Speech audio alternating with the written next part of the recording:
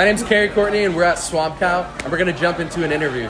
What is your name and pronouns? Hey everyone, my name is Linett, E-V, L-I-N-E-T-T, and my pronouns are they, them. Awesome. That's it. All right, Ev, how many instruments do you play? Is voice an instrument? Yes, voice is an instrument. 5.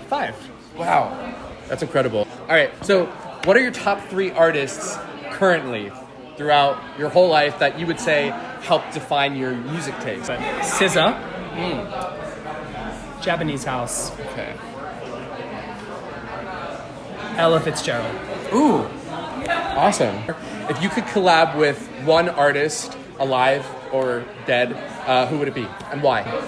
There's a fantastic group called Wild Child.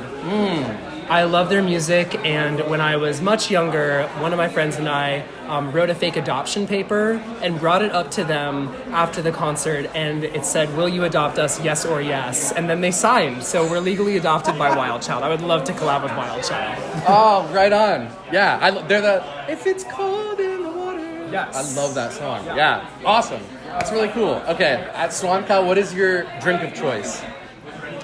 So my go-to is the fire cider. I think that it is like mixing butterbeer with like a candlelit dinner. It's just like beautiful. I love that. All right, so what do you love most about the Seattle music scene, or even the Seattle art scene? How inclusive it is.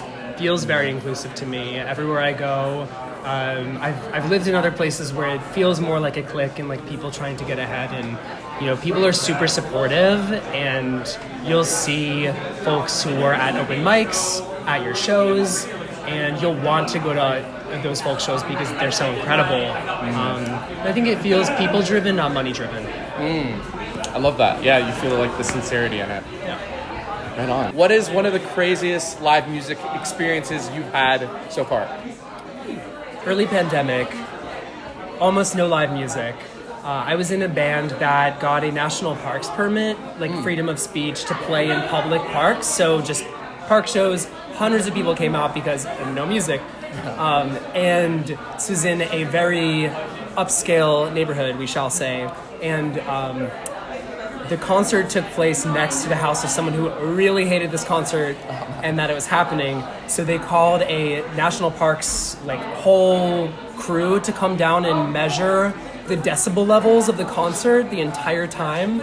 And the rest of the neighborhood was bringing us baked goods, and they're so sweet. So it felt like war in a rich neighborhood. It was very entertaining, but also a little scary. Oh, sure, I can imagine. That's sweet. I'm sure the baked goods. It's a thoughtful thing. What is something you want to promote outside of your music that you're passionate about, or even inside your music? But first, outside of your music that you're passionate about. Inside my music, I'm putting together my next EP, which will be out coming weeks, months.